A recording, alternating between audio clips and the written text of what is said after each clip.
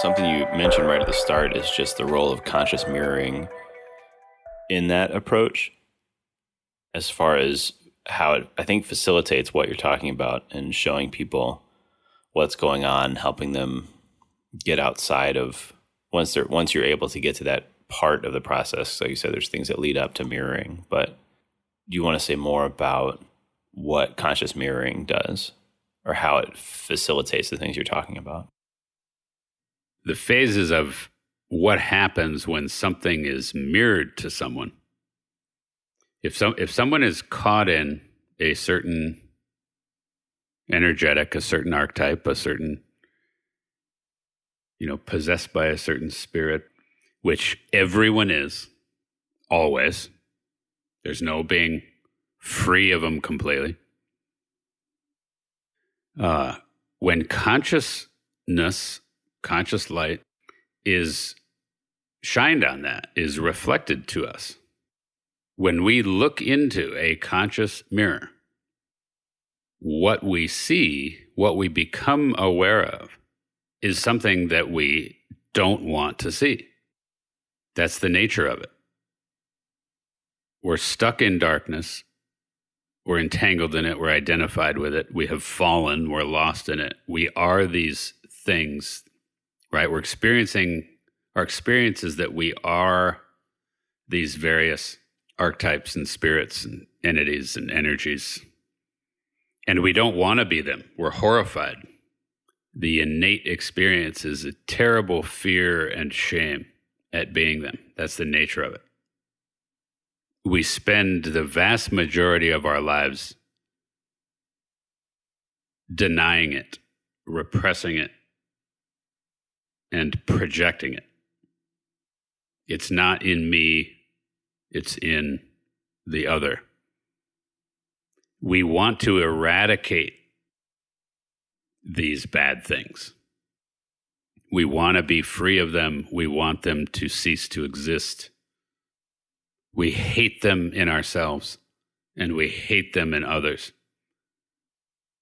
And the history of mankind is a history of trying to kill the bad people so as to eradicate the badness. And of course, it's not doable because the badness is everywhere in everything. If you're just looking from an ego perspective, seems pretty awful and seems pretty hopeless. Maybe we should just all kill ourselves and eradicate the badness that way. Done. It's all, and then, yeah. Which you hear that kind of that mentality a lot lately, that humans are just a, ugly parasite on the face of the earth, and maybe the organism that is the earth would be way better off if it could just eradicate humans. So there's that experience. And whether you think we should eradicate humans or we should just eradicate, this population or that population, or a very, very common experience is I should just kill myself. It's a being lost in that darkness. It's a being lost in the experience of, oh my God, I'm this terrible thing, this ugly, valueless, wrong thing. And that experience is right there for all of us. It's right there. Some people are directly registering that in their mind, right? In general, your sort of quote unquote shame-based person is more directly registering that. But it's there for the person that is in a particular character defense structure that actually denies that. If you use Reich's character defense structures, the masochistic character defense is much more directly experiencing, I'm bad, I'm shameful. The psychopathic character structure is very much defending against that experience of shame. But the psychopathic character, the person in that defense structure, is just as plagued by shame as the other one. It's just an experience of it in a different way. It's not like it's an actual transcendence of or resolving of that shame. For example, the kind of the 5 main character defenses that you can organize them different ways, but there's kind of 5 main ones that get talked about a lot: schizoid, oral, masochistic, psychopathic, rigid. Developmentally, they occur at different times. The schizoid happens earlier in life. The wounding that causes the schizoid character defense happens real early on in life, and then the oral, and then the masochistic, etc. And the only reason I bring that up right now is the schizoid and the oral tend to be pre-shame wounding. The shame comes in at a certain developmental point, and once the shame comes in, then you have the masochistic, and then the psychopathic, and then the rigid. So again, I'll get more into that when we talk more about the character defenses. But the reason I brought that up is that this experience of shame, this experience of darkness, this experience of I am this bad thing is very, very convincing. And again, we attempt to deny it and we attempt to project it. And we've shifted. Initially, we said, okay, it's no longer an actual being, an actual entity, an actual organism. It's just a feeling or a thought, right? We've gone to there. There was a time where it shifted, and the thought was these energies, these spirits are real, and we need to kill the people that are possessed by them. We went from there to they are just energies, to where now, even in psychology, we're saying, no, it's all thoughts, it's concepts, it's beliefs. And we've done away with not only the energetic component, but we've done away with the idea that those energetics are actually organisms. Those energetics are not just frequencies or amplitudes. Those energetics are more complicated and sophisticated than that. People think, well, that's fantastical, that's magical thinking, that's a bunch of hocus pocus stuff. But when we talk more about imaginal work, we can go more into the different categories of that.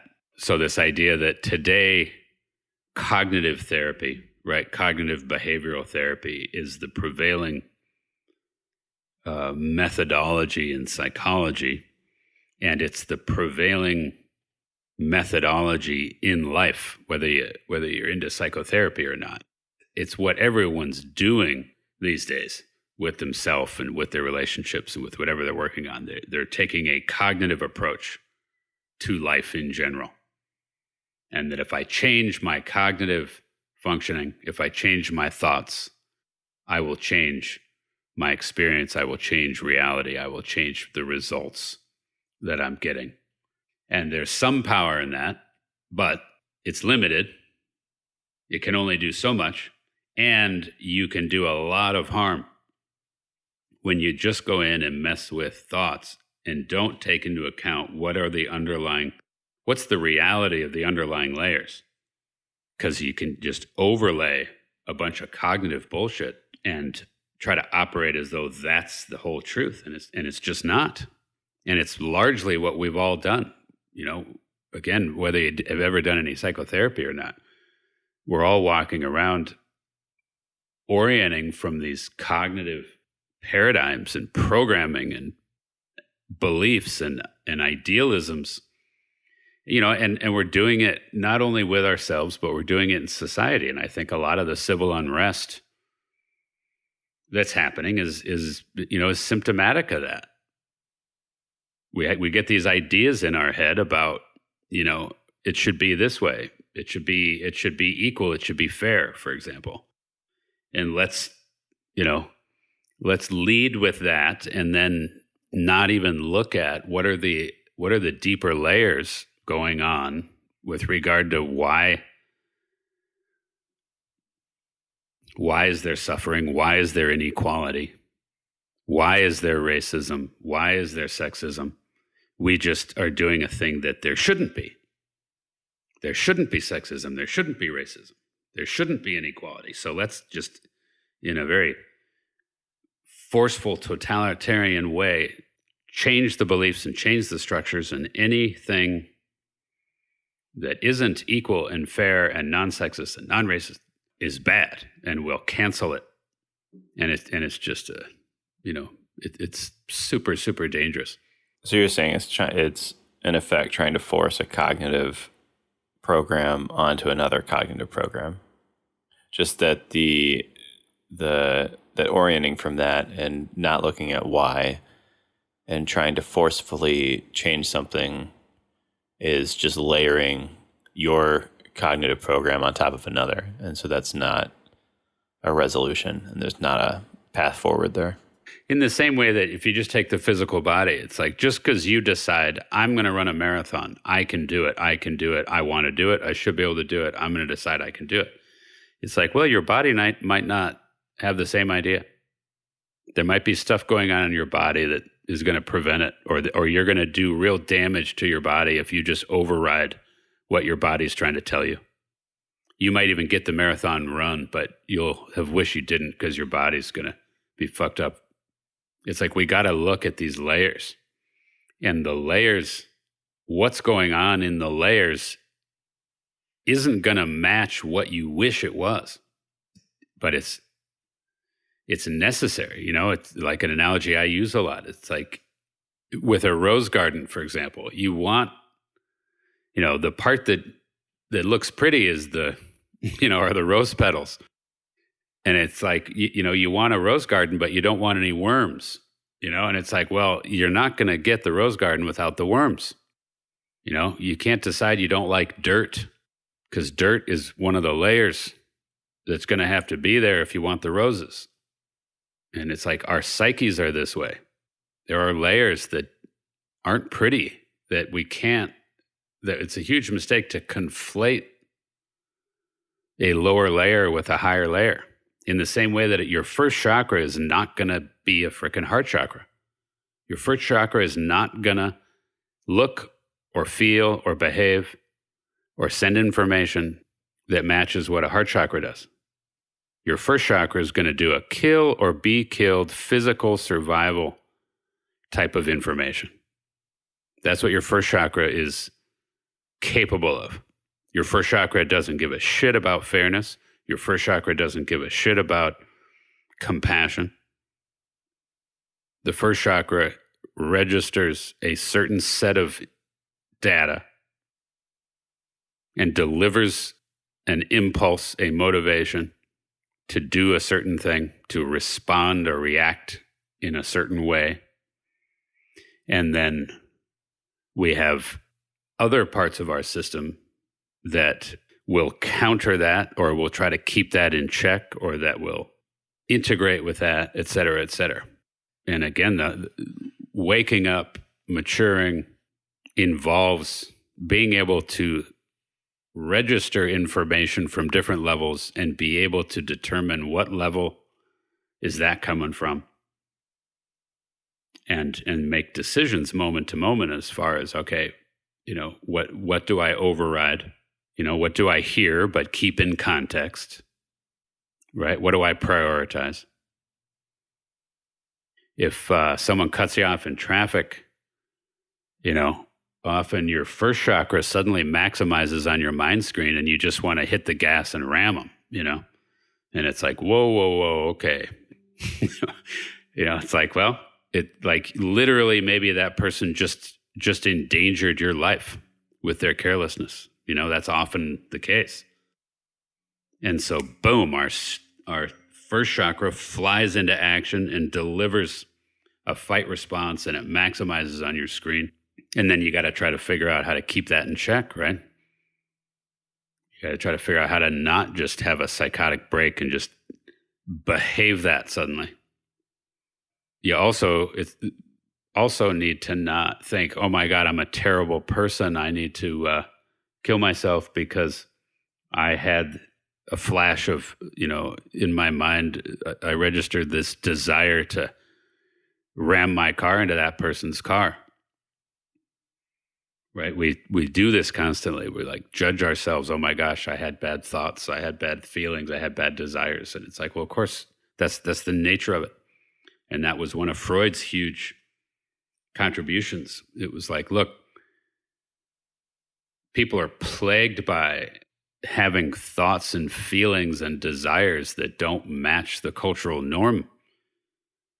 And what he noticed was if you provide a context where a person can go ahead and just admit a bunch of that stuff and talk about it and get some reflection around it that isn't condemning, the person isn't more likely to go behave it, they're less likely to go behave it.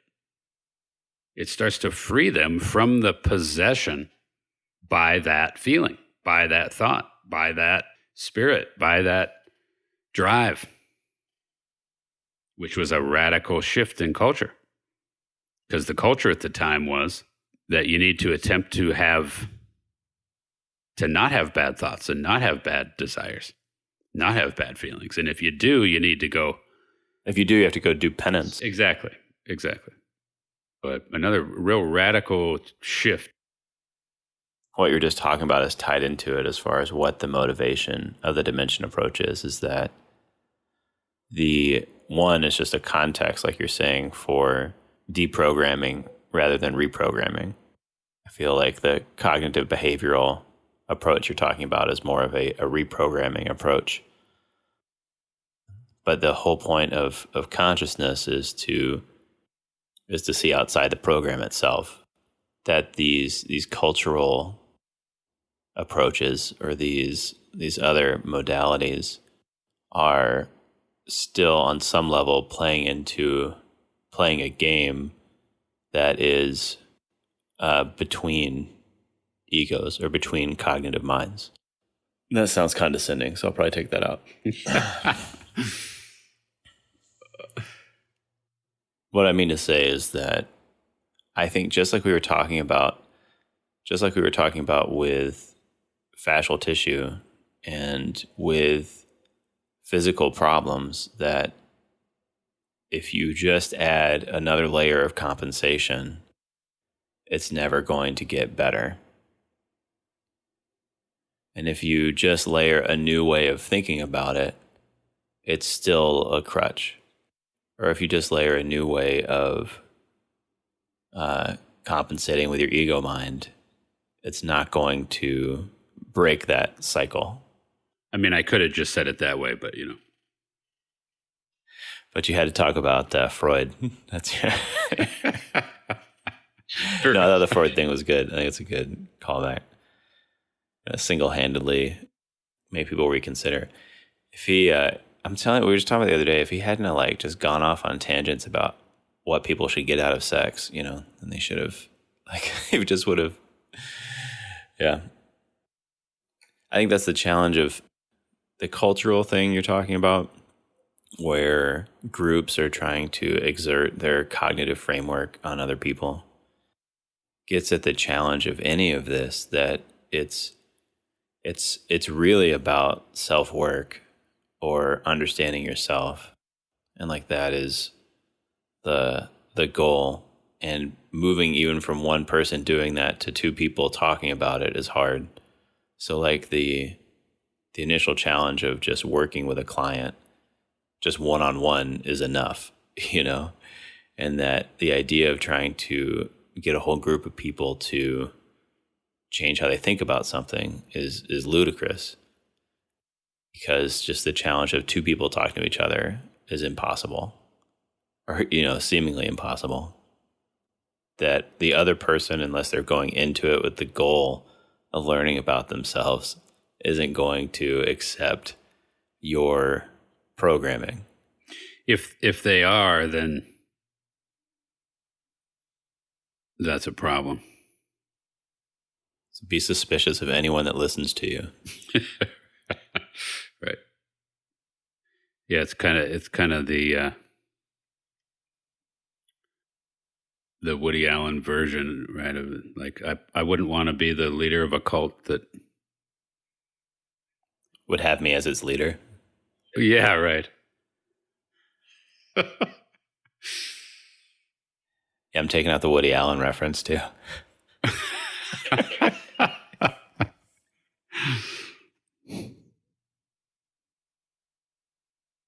really liked the metaphor of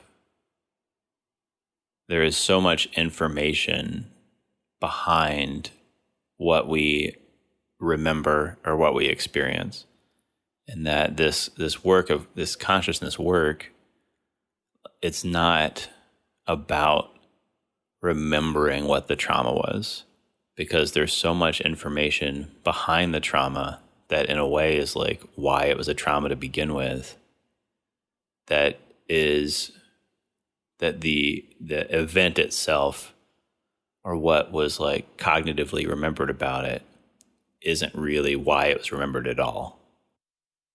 Like it's remembered because of the emotional or imaginal or subtle weight of it. And that's what we couldn't handle or process that caused the split. So I think like in our work together, there's just always these experiences of just feelings. What's so hard is like you end up feeling something you didn't know you had ever felt. And so like, how are you supposed to remember what caused it when it's a memory? The memory is the feeling, and you don't even know what caused that feeling, but it's terrifying to feel it again. Yeah, I think that's really well put, and it's not only terrifying, it's just that thing I was getting into about how it's so shameful, you know. It feels like it's your fault. Yeah, I wasn't even going to get back to the shame part of it. I was uncomfortable hearing about it. Really, that's absolutely it. Like, that's totally it. The process of trying to not judge myself for being ashamed of something, because like that's the self-defeating, awful cycle of it, is that the shame I feel around something is like still distancing me from that thing, or still trying to maintain that traumatic split from it. That piece is so crucial, and the way you just put it, that the attempt to maintain that distance is like the linchpin or whatever. And I think you said it really well, because you said that like the shame is a defense.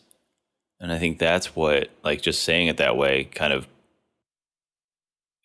hit the nail on the head for me as far as what it does, that like this masochistic shame defense is like an important barrier to maintaining our cognitive pattern. And it's so dangerous, you know, to undo it. We have to let down the shame defense. We have to connect back with, be possessed by, be absorbed by, you know, whatever words you want to use. Merge back with the badness and be in this experience of, you know, I am bad. And it certainly doesn't seem like that's going the right direction. But it's you know, it's that the only way out is through idea that you have to do that as one of the steps. But it's a dangerous step, because people kill themselves in that step. I thought the tie back to projection too, that these things that we're ashamed of, like if once you begin to incorporate one, once you begin to acknowledge that it is part of you, you also begin to see it's what you've hated in the people that annoy you the most. That it's I mean, that pattern has been frighteningly illuminating. And if you come back to, okay, so this idea of conscious mirroring, if one of the phases that when you look in a conscious mirror, you see the bad thing. You can't project it. You can't deny it. You look in the mirror and it's, oh, fuck. It's, it's me. I've seen the enemy and the enemy is me, You've seen it in the mirror. And, a lot of the myths out there are about this, whether you talk about, the Medusa thing and defeating Medusa by holding up a mirror to her, If you talk about, mirror, mirror on the wall, who's the fairest of them all? I mean, there are plays on this conscious mirroring thing. And the experience, again, of looking in that mirror and seeing that it's you is, to the extent that you can't consciously stay with it, it's horrifying. We want to attack the mirror, for example. We want to shatter the mirror. We want to kill the consciousness. We want to kill our own consciousness. We want to kill the person who's looking at us consciously, because it seems like we have to do that or else be destroyed ourselves. So how do you avoid that, Lance? What's the line for you in that navigating those reactions? Beyond saying, I'm not the bad one, you are. Right. Sure, that goes over well. Only try that once.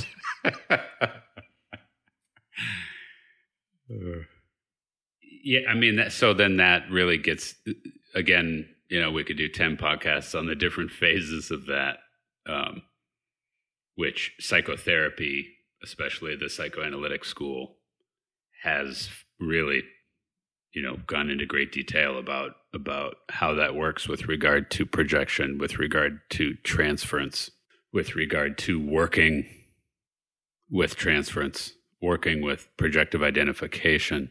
It varies a lot as far as what exactly is happening, what phase is the person in, and what kind of response is going to be a productive response versus a counterproductive response right now. So sometimes it's for me to simply be the bad one and let them hate me, let them see me as whatever it is they need to see me as, which is a scary, painful, dangerous phase. But it's often better than them thinking they're the bad one, because if they're suicidal, it's better that I'm the bad one than them, because then they're less likely to need to kill themselves. And they usually aren't intent on actually killing me, but they may decide to kill the relationship with me. So again, depth psychotherapeutic work is very steeped in all that kind of stuff. If it's a less severe issue that's being worked with, it's often, if it's again, it comes back to how unconscious, right? It's severe to the level that it's unconscious.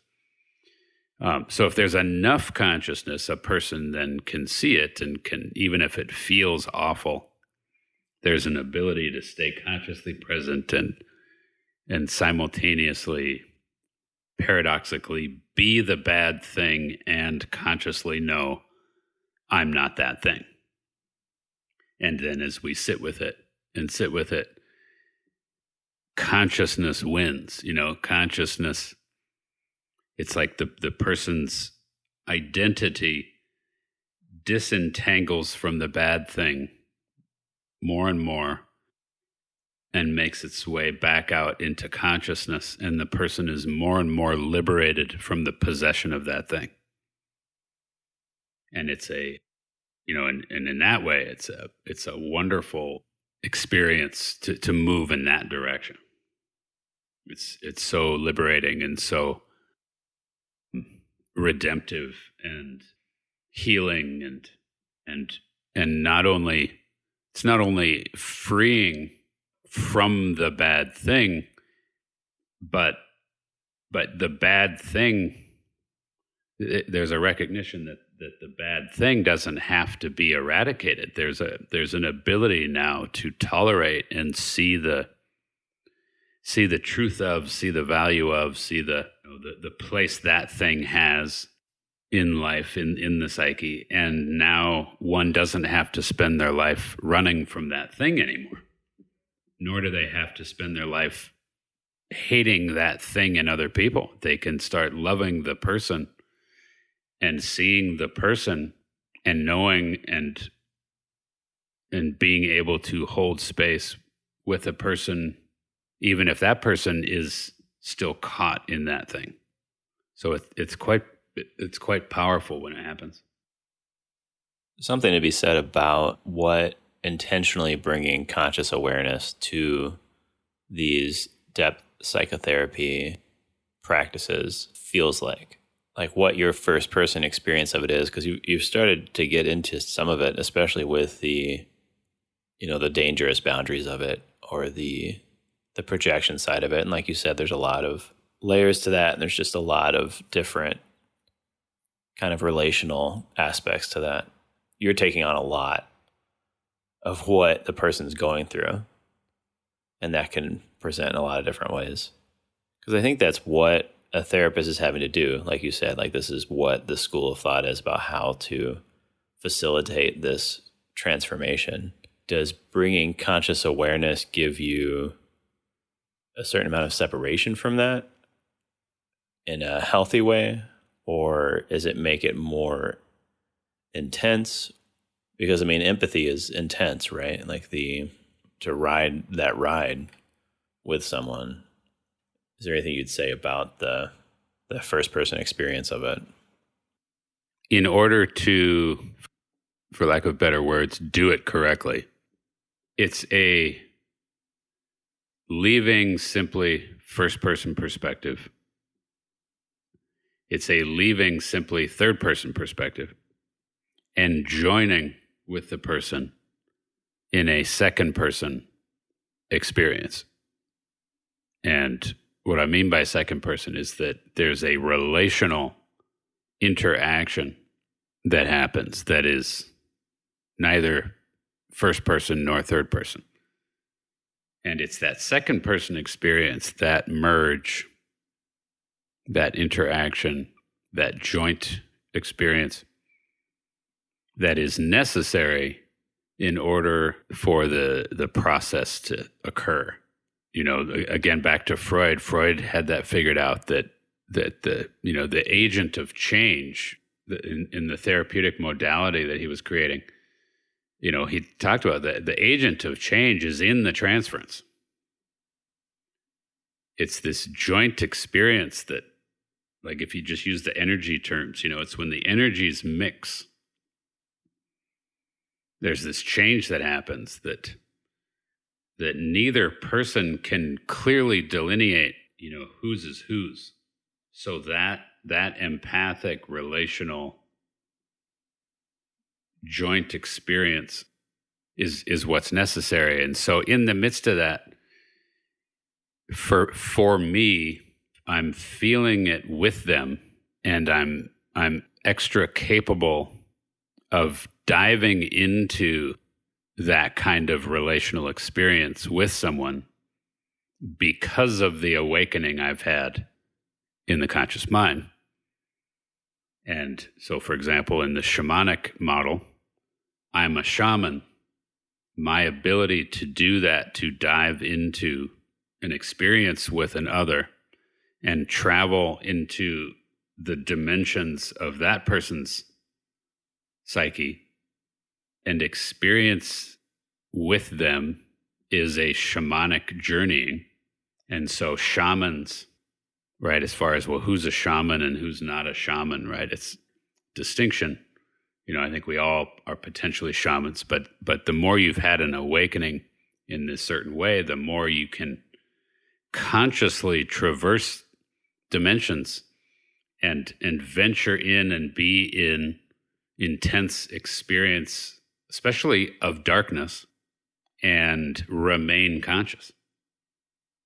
So it's this experience of these kind of two different things going on. I'm maintaining a conscious orientation.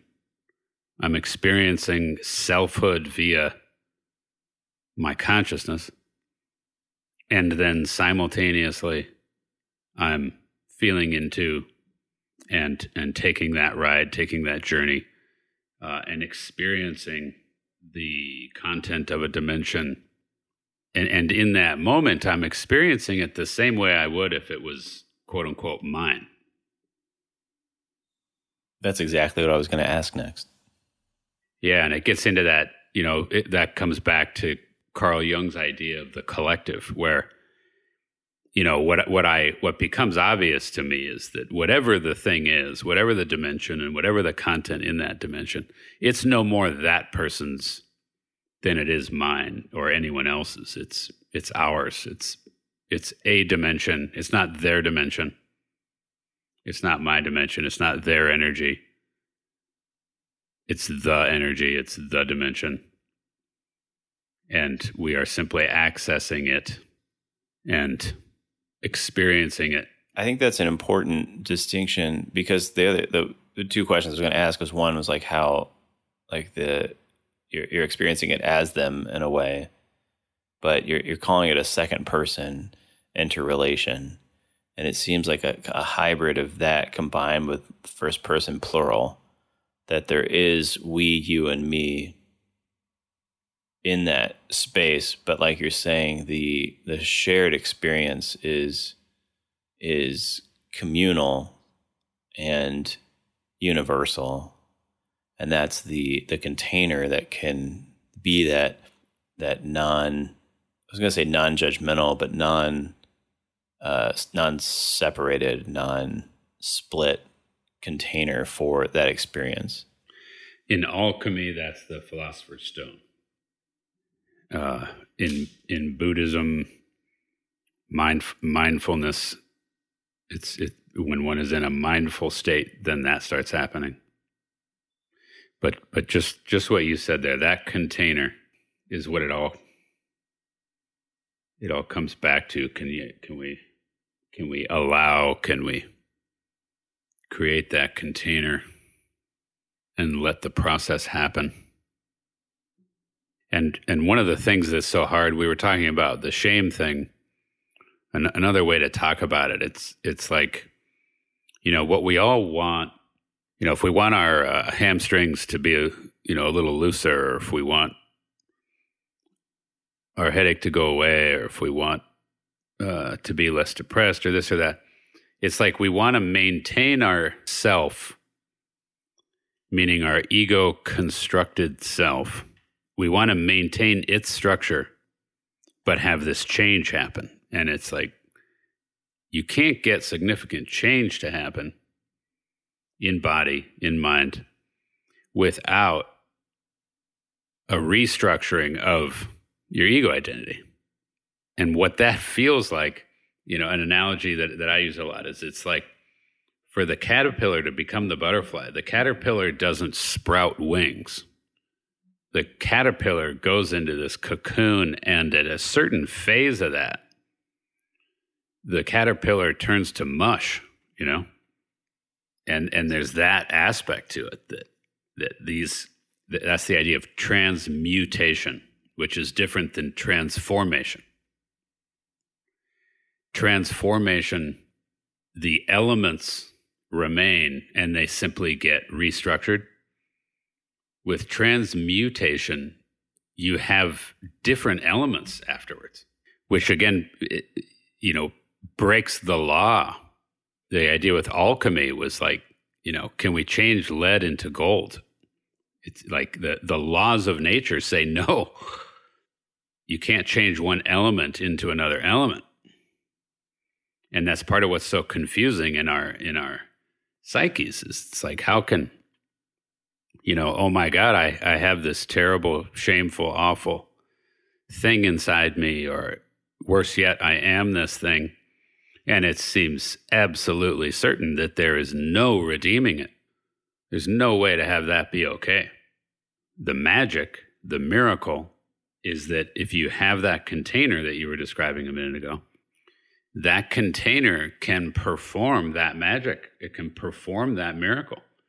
The end result is this new thing that seemed impossible given the elements going in. I thought that mush word was a good word as far as like what the caterpillar becomes before it becomes a butterfly, because I've been thinking about the experience of that restructuring is mush. Like there's this feeling like around your mind and body as you begin to allow that existing ego structure to dissolve, that is like initially terrifying and like impossible, and then gradually so chaotic it's just mush. And that like even trying to reorganize it is like futile. Is futile. And it's mush. You can spend a long time in that state, and clients will come in and say, I don't even know who I am anymore. I don't know what I'm doing. I feel lost in this whole process. I think we've gone terribly off course because I don't even care anymore.